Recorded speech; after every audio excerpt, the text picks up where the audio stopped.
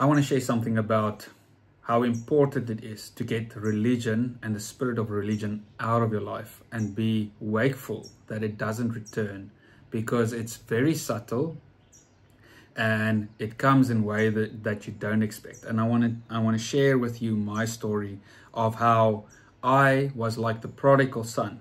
I was burnt out on religion. I got to the end of myself because of religion. Then I said, God, I don't want anything to do with you. Give me my inheritance. I'm out, and I went to the world and I said, I don't even care if I live or die. I just can't do this anymore. And then eventually when I hit the end of the road, I came back and I actually addressed God as creator, and I was very angry with him. And he said, okay, welcome back, my son. Exactly actually as it happened. He said, listen, I love you. I've been waiting so long for you to just return, just to throw all of your self-righteousness off and just return to the house. And then what happened with me is he gave me the robe of righteousness. He gave me the ring. He gave me the sandals. I was healed. I was delivered. I was prospered. I was made whole. I was in the house. I lived in a nearly too good to be true setup. And I was almost feeling guilty for the amount of life and abundance and goodness and joy and peace in my life. So I was in the house and I was just enjoying it.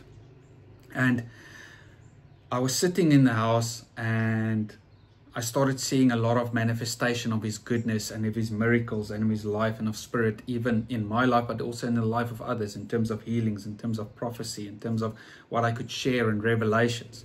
But I didn't exactly know what to do with all this goodness. I didn't know if it was okay for me to just keep on sitting here and receiving and beholding the Father, because I was taught that you should be working, you should be doing for God, you should be on missions for God, you should be discipling, you should be. You can't just rest in Dad's love. And a lot of Christian churches I went to spoke against resting in God.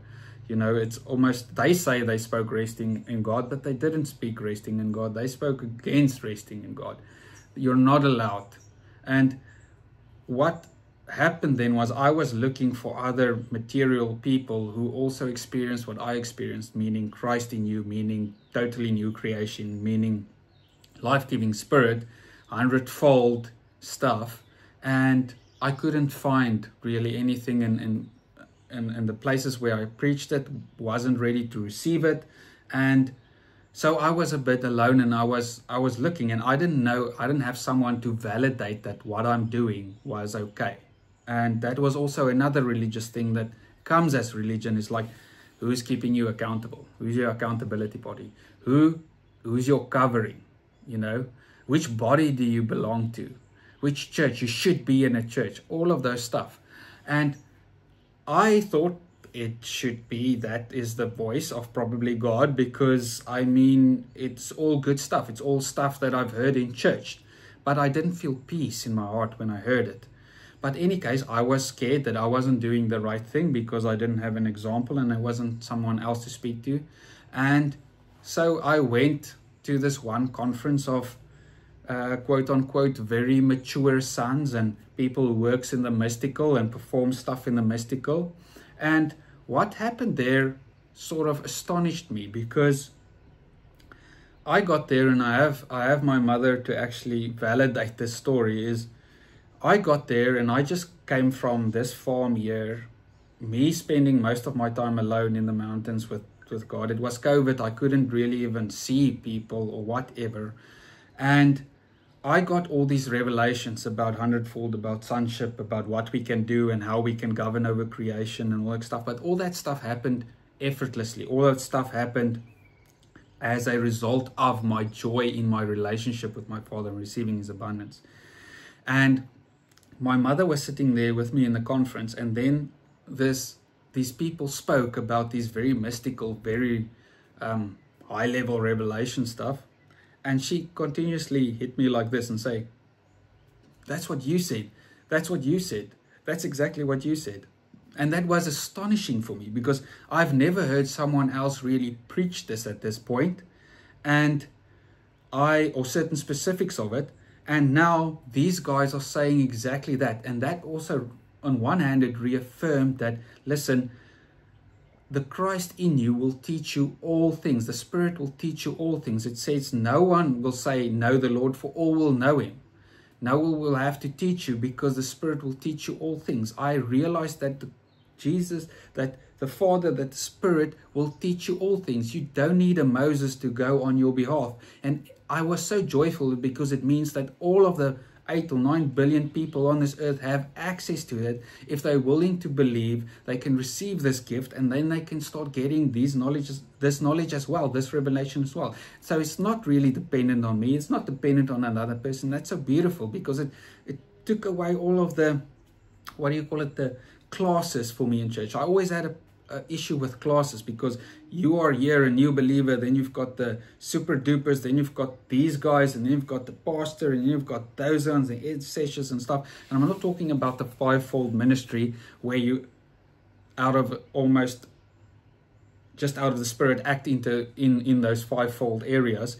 I'm talking about, you know, I know more than you. I think I have more than you, listen to me, or what. And this is why my message to all of you, and throughout my messages, and, you know, even my podcast with Matthew, is, listen, you don't even have to listen to us. We're actually just telling you our stories, and the fact that God loves you, you're one with him, and you've got full access to him, so that you can listen to him yourself. And that is still my prayer for you. And I would love that. I would love you to just have your own revelations from Dad about all this stuff, and let him testify to you personally in a way that works for you. I'm not here to be right, like I always say, but that's the beauty of it. So it was this beautiful flat structure, if you can think about it, where we're all just sons and daughters, and we all have the love of our Father, and we all have access to his revelation. We can just get this revelation. Maybe you get something and I get something, and we can share it, and it's just awesome. So that's the one thing I realized. But the other thing happened is, then those guys, and I don't think they meant it in this way, but because I was scared that I'm doing the wrong thing, I perceived it in this way. They started talking about being a mature son and doing the right stuff with this power, and you should be governing in this way, and you should be manifesting in this way, and you should be doing that, and you can't be doing this. And I was thinking there, on the one side, I was thinking like, I've done pretty much a lot what you have done and seen and heard without me doing any of that stuff, me just being a son in joy. But secondly, a part of me started being fearful and saying, oof, maybe God, well, I'm not a mature son. These guys are very mature. I mean, the way they speak, the way they handle themselves, the way they correct the church or the conference and congregation, like I am not. And oof, okay, I'm not, well, maybe I'm doing the wrong stuff. God, am I doing the wrong stuff? Is it wrong from me? Even if I've received it, did I do the wrong stuff with the gift you've given me?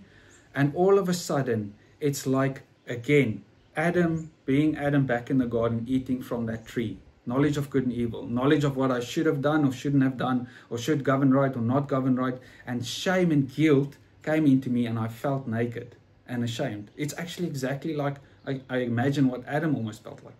And all of a sudden, this, like, I didn't know I was doing something wrong. I didn't know I should be doing it that way. I immediately, I could feel almost how I started closing off, how a curtain almost started coming over me, or shadow coming over me.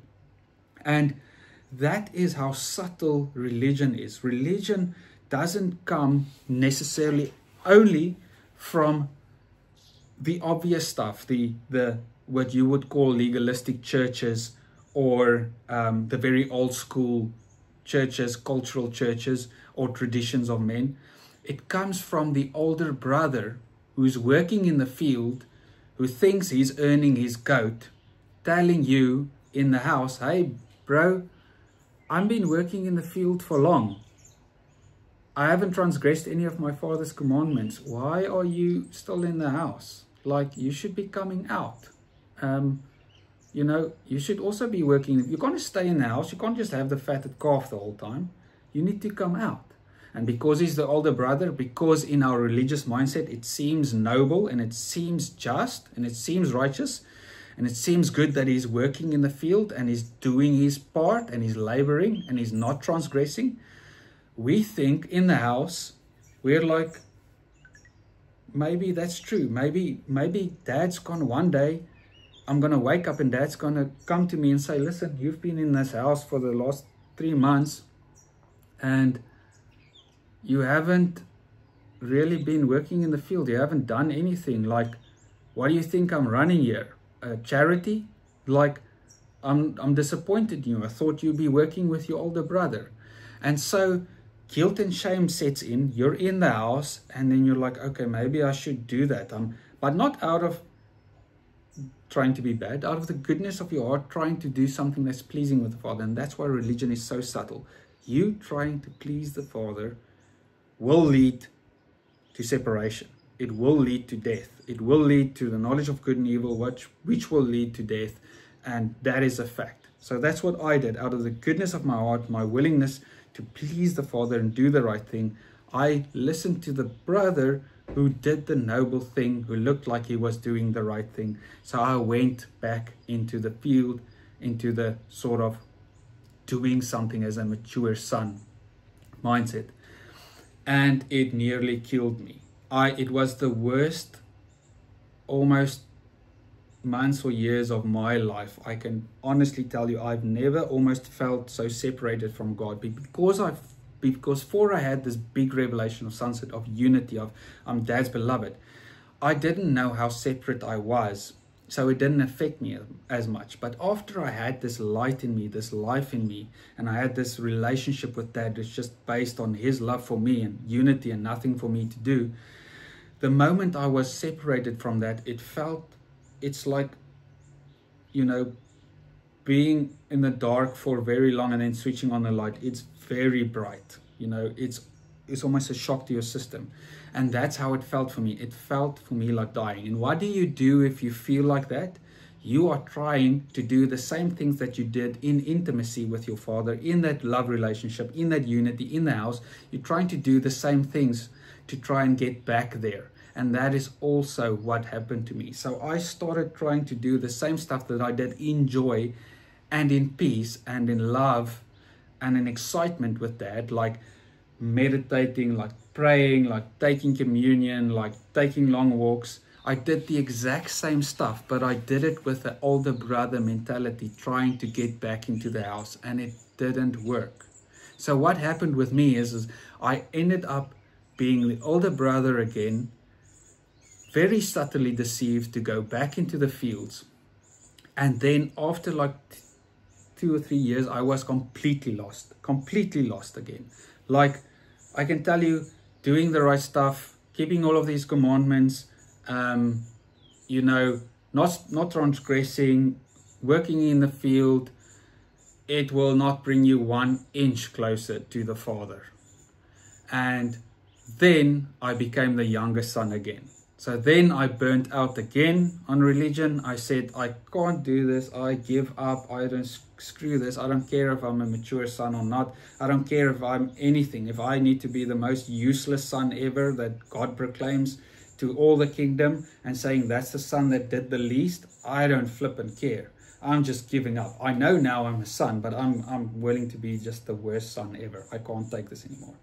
And then as soon as I did that, I was like this, the younger son getting back, and then the Father was again standing there and saying, where have you been? Like, why weren't you in the house? Where have you been? And he immediately said, yes, I'm so glad you gave up again. You gave up the robe of your self-righteousness. You gave up the robe of your effort, and I am just giving you again my robe of righteousness. I'm establishing that in your life again. I'm giving you my ring. Put sandals on your feet. I'm taking you back into my house. And now just stay there. Please just stay there. And out of the abundance of my house, you will do much more than you ever thought is possible. Because you'll do it out of union with me, not out of separation somewhere else, somewhere far removed from me. If you're in the house, you've got access to all the resources of the house. You've got access to all the finances of the house. You've got access to all the servants of the house. So instead of you being one guy trying to do one field, you can send 100 servants because you know you're a son, and you can properly glean 100 fields instead of just doing one by the sweat of your brow, because you know you're a son. You know what your inheritance is, and you do it out of a place of rest and authority and a place with me. You've been raised and seated with Christ. You're there. You're there. You're not in the field. And that is my story. So I went from basically burning out in religion, going back to be the younger son, going back to the father saying how much he loves me, going back into the house, and then being deceived back into the field. And this is why I made this message. I want to tell you how subtle religion is, how subtle the spirit of religion is. Do not go back into the field. Doesn't matter who tempts you, doesn't matter how guilty they make you feel. If you start receiving this goodness of the Father, this life, this peace, this Zoe life, this it's almost too good to be true. You can't believe it. You didn't even know it's possible. If that starts happening to you, and it will, don't be tempted to go and work for it again. Don't be tempted to do back pay. Please don't. Just stay in the house. Be willing to stay in the house. Be willing to just behold your Father. Just be willing to sit and soak in His love and His presence for you. Just be willing to sit in His rest.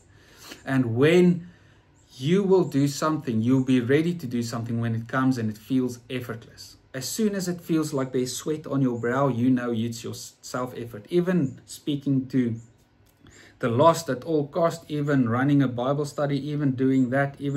As soon as it feels like sweat, you're again doing it from the first Adam nature, not from the abundance of the Son, the life-giving Spirit nature. The life-giving Spirit, this is why Jesus, when He gave, He was refreshed. He was refreshed because He gave out of His Spirit. He didn't give out of His flesh. A lot of us in Christianity, we give out of our flesh, and because we give out of flesh, we have this chip on our soul that's saying, yes, we are so tired, but I'm doing the Lord's work. I'm so stressed and burned out, but I'm a good and faithful servant. But Jesus didn't reflect that. Jesus, when He gave to people, He said, I have bread and that to eat of that you don't know. He gives them life because out of the Spirit, it's effortless. Your giving, your works is effortless. And this is where I want all of you to get to, is a place where you give out of the abundance of your Spirit, and it feels like a joy. It doesn't feel like work. It doesn't feel like effort. And you can remove that chip off your shoulder saying, yeah, I'm working for God. I'm doing the right thing for God. I have an excellent spirit. I'm persevering. Please, just let it rest. There's some guys that can do it, and they do it until they're 65, and then they die of a heart attack, or they lose their marriage, or their children don't want to speak to them, or whatever. And I have been that guy. I've been that guy. It doesn't work. It's not life. It's from the first Adam nature. The second Adam nature is life-giving Spirit. That's where you do it out of your Spirit and out of the abundance. And it's sustainable, and it can keep on giving. Like in my other video about abundance, it keeps out giving up the abundance, not out of lack. So yes, don't go back into the field. Stay in the Dad's house. That's where He wants you. And just behold Him, and you'll be starting to do whatever you see the Father's doing, and it will be effortless. Love you guys, and thank you for listening to this and to this story. And yeah, I pray, Holy Spirit, that you will just keep their eyes and their minds on Christ, and not on keep it away from any knowledge of good and evil. Let them just focus on the tree of life and not even partake in the knowledge of good and evil. And they will just see you, and as they behold in a mirror, they will realize who they are, and they'll start just reflecting your effortless and abundant nature.